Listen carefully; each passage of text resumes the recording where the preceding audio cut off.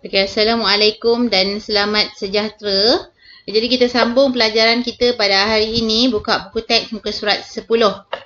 Okay, kita melihat, kita akan buat bagaimana untuk membuat pengiraan yang melibatkan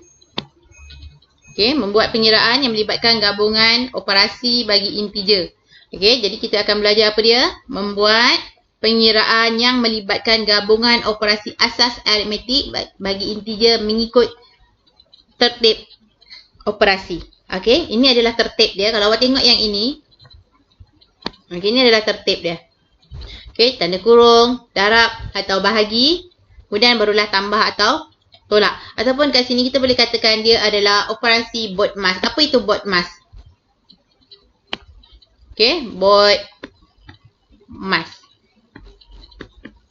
BODMAS. B for bracket, O of the decimal, M multiplication, A addition, S subtraction. That's why dia kata BODMAS. B for bracket, O of the decimal, M multiplication, A addition, S subtraction. Okay? Okay, contohnya, lihat pada contoh 7 yang saya dah screenshot kat sini. Katakan A. Okay, A kita dapat. Kita lihat. A, negatif 8. Okay, negatif 8 darab kurungan negatif 2 tambah 3. Okay, kalau kita lihat pada BODMAS tadi, B for bracket is right. Okay, B for bracket. Jadi kita kena jawab dulu yang mana? Okay, kita kena buat dulu yang dalam kurungan. Yang ini dalam kurungan. Okay, jadi kita buat dulu dalam kurungan. Okay, jadi dia akan jadi negatif 8, kita salin balik, darab, apa dalam kurungan? Negatif 2 tambah 3. Negatif 2 tambah 3, kita akan dapat 1. Then, the answer is negatif 8. Boleh? Okay, kita pada B. Okay, soalan B, kata negatif 7 tambah 2 kurungan negatif 3. Okay, tambah 2 kurungan negatif 3. Kalau awak lihat yang ini, ni, okay, 2 kurungan negatif 3. Itu maksudnya darab. Jadi dia akan jadi yang sini. Dia akan jadi, ini adalah sama juga dengan negatif 7 tambah 2 darab negatif 3. Okay, 2 darab negatif 3 kita kena selesaikan dahulu darab. Okay, jadi dia akan jadi sama juga dengan negatif 7 tambah 2 darab negatif 3 ialah negatif 6. Okay, jadi kat sini kita akan jadi, okay, ingat lagi, positif jumpa negatif jadi apa? Negatif. Jadi ini positif jumpa negatif, negatif. Jadi dia akan jadi negatif 7 tolak 6. Negatif 7 tolak 6, kita akan dapat jawapan dia ialah negatif 13. Okay, jelas? Kalau awak dah faham konsep dia, okay, soalan sebegini sangat senang. Okay, kita pergi pada C. Okay, soalan C. 4 tolak 12 bahagi negatif 2 tambah negatif 1. Kita dapat soalan macam gini. Okay, kalau saya dapat soalan macam gini, saya tak nak ada simbol-simbol yang dekat macam gini. Jadi kita buat apa? Kita permudahkan dahulu. Okay, dia akan jadi 4 tolak 12 bahagi negatif 2. Positif jumpa negatif, negatif 1. Okay, dah. Kemudian kita akan lihat pada apa? Okay, apa operasi yang ada dekat sini? Tolak, bahagi, tolak. Apa nak buat dahulu? BODMAS, bracket of division. Okay, division. Kita ada division. Okay, jadi kita kena selesaikan division dulu. Jadi yang ini. Saya harap awak jelas ya. Okay, dah dapat yang itu. Kan jadi sama juga 4 tolak in bracket 12 bahagi negatif 2 negatif 6 tolak 1. Jadi akan sama dengan 4 negatif jumpa negatif positif 6. Positif 6 tolak 1. Okay, boleh? Jadi sama juga dengan 10 tolak 1, 9. Okey, boleh? Sama juga dengan D. Okey, kita lihat D. Okey, negatif 12. Saya salin dulu soalan. Tambah negatif 16. Okey, bahagi dengan negatif 22 tolak negatif 24. Okey, ini soalan dia. Okey, dalam D. Okey, kita permudahkan dahulu. Apa yang nak mudahkan ni? Saya tak suka ni. Tambah kurungan negatif. Okey, kita nak selesaikan yang tu dulu. Jadi kita samakan. Kat sini sama juga. Negatif 12. Positif jumpa negatif. Negatif 16 per negatif 22. Negatif jumpa negatif. Positif 24. Okay, sampai situ ada masalah. Tenang sahaja kan? Okey, jadi kita teruskan. Sama juga dengan negatif 12 tolak 16 akan dapat negatif 28 bahagi dengan negatif 22 tambah 24 dapat berapa? 2. Jadi the answer is negatif 14. Okey, jelas? Okey, saya rasa penerangan saya sangat jelas. Kemudian awak boleh buat latihan. Okey, 1.2C. Okey, muka surat 11. Okey, 1.2C yang ini awak buat semua sekali.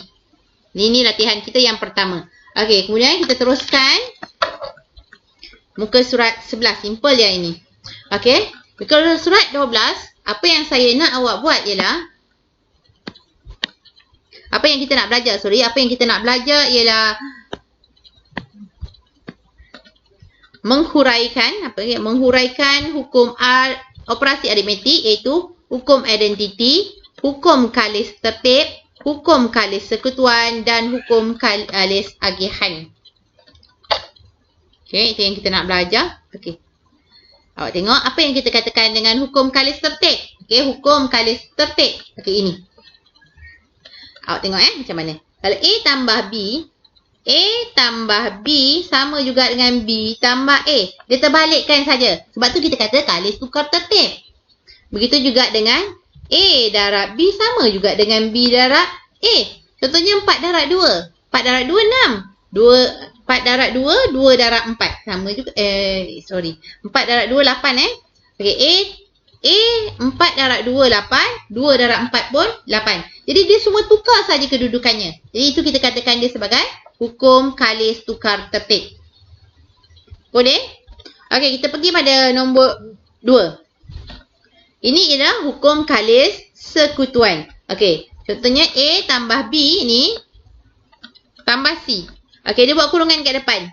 Bila buat kurungan, kita kena settlekan dalam kurungan dulu kan?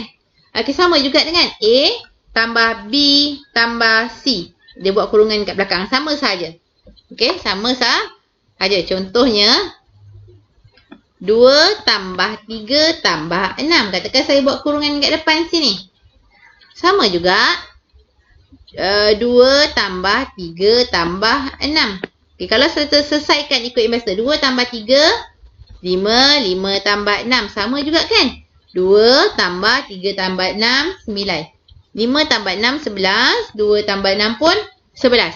Benda yang sama. Jadi ini kita panggil dia sebagai hukum kalis sekutuan. Okey, jelas? Okey, kita pergi yang ketiga. Okey, saya padam yang ni.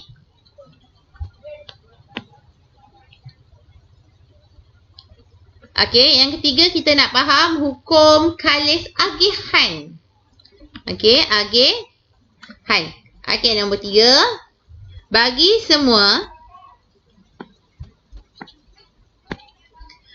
semua nilai A, B dan C.